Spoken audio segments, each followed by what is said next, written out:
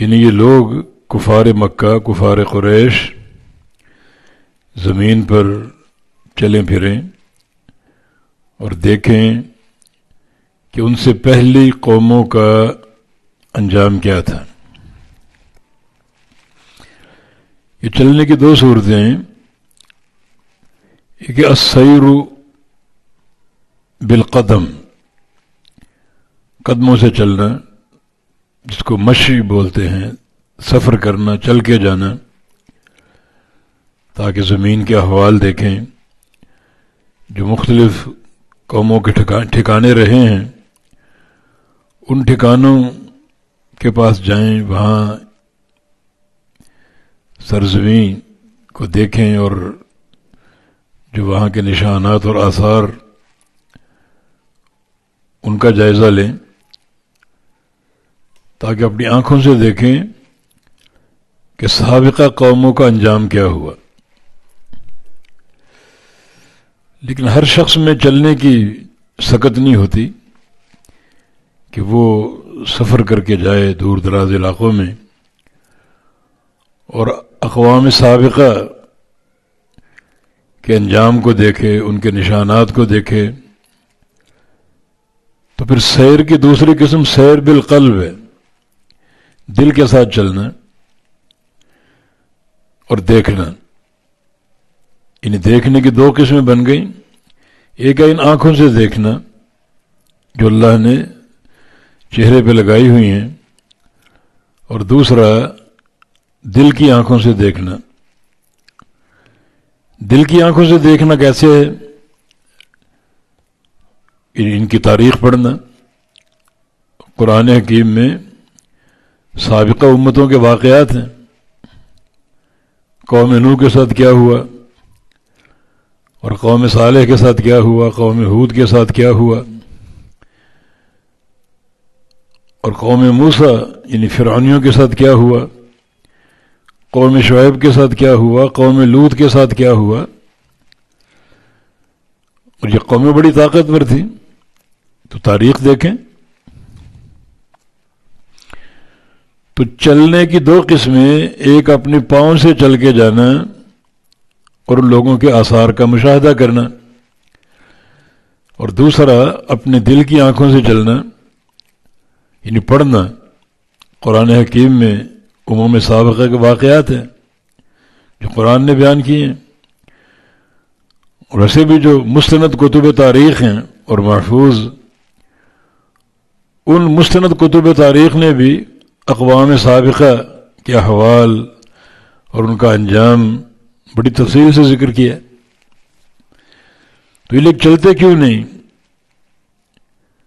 اور امم سابقہ کے احوال کیوں نہیں دیکھتے؟ تو چلنا یا تو بالاقدام، اپنے قدموں سے چل کے جانا اور ان علاقوں پر گزرنا اور ان کی زمینوں کا اور ان کے احوال اور آثار کا مشاہدہ کرنا، کیونکہ یہ ساری قومیں عبرت کا نشان بنی ہوئی ہیں۔ اور دوسرا یعنی اپنے چل کے جانا اپنے دل کی آنکھوں سے۔ اس کی صورت یہ کہ آپ قرآن پڑھیں، قرآن حکیم میں امم سابقہ کے واقعات ہیں، مستند تاریخ پڑھیں، وہ بھی سابقہ اقوام کے احوال بیان کرتے ہیں۔ تو ویسے سابقہ اقوام کے احوال جو ہیں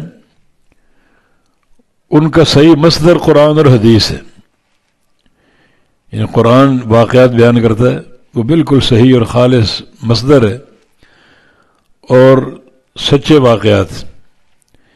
یا بعض واقعات نبی علیہ السلام نے بیان کیے ہیں، جیسے اس شخص کا واقعہ جس نے 100 قتل کیے تھے، یا اس شخص کا واقعہ جس نے اپنے بیٹوں کو مرنے کے بعد جلا دینے کی وصیت کی تھی۔ تو یہ صحیح واقعات نبی علیہ السلام کی احادیث میں ہیں۔ تو یہ مصدر ہے تلقی کا، یعنی سابقہ اقوام کے واقعات کو جاننے اور پہچاننے کے، یا قرآن سے یا حدیث صحیح سے۔ قرآن نے جس چیز کو ثابت کیا ہے کتاب و سنت نے وہ ثابت ہے، وہ صحیح ہے۔ جس چیز کی نفی کی ہے وہ نفی ہے، اس کا انکار ہے، وہ ثابت نہیں ہے۔ اور جس چیز کے بارے میں خاموشی اختیار کی اس کے بارے میں نبی علیہ السلام کی حدیث ہے کہ نہ تو اہل کتاب کی تصدیق کرو نہ ان کی تکذیب کرو۔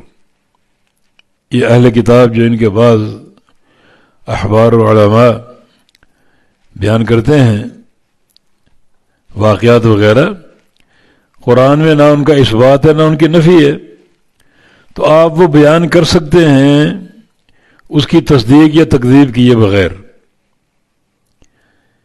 ہو سکتا ہے واقعہ وہ ثابت نہ ہو اور آپ تصدیق کرتے رہیں، ہو سکتا ہے ثابت ہو اور آپ تکذیب کرتے رہیں، تو نہ آپ تصدیق کریں نہ اس کی تکذیب کریں۔ یعنی حدثوا بنی اسرائیل ولا حرج، بنی اسرائیل سے جو واقعات آتے ہیں وہ بیان کر سکتے ہیں، کوئی حرج نہیں، یعنی اسرائیلیات، بشرطے کہ وہ ثابت ہوں بسند صحیح، جو آپ تک جو پہنچیں وہ تو صحیح سند کے ساتھ پہنچیں۔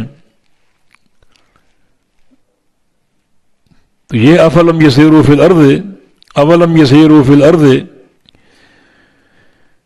کیا یہ لوگ زمین میں نہیں چلتے؟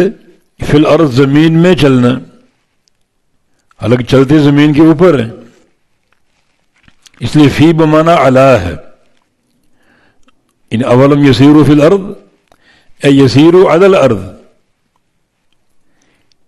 یہ فی علا کے معنی میں دونوں حرف جر ہیں، اور حروف جارہ میں تناوب کا قاعدہ ہے، ایک حرف جر دوسرے کی جگہ استعمال ہو جاتا ہے، تو یہاں جیسے فی علا کی جگہ استعمال ہوا ہے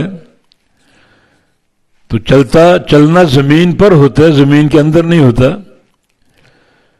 تو اولم یسیروا فی الارض، یہ زمین پر کیوں نہیں چلتے؟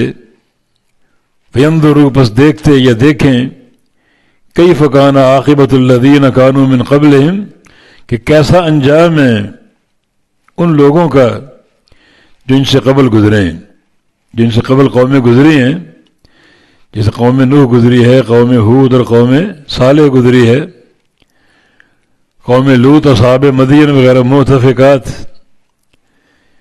ان کا کیسا انجام رہا؟ یہ زمین پر چل کر دیکھتے کیوں نہیں؟ اور ان سابقہ قوموں سے عبرت کیوں نہیں لیتے؟ وہ عبرت کا نشان ہے، نصیحت کیوں نہیں لیتے؟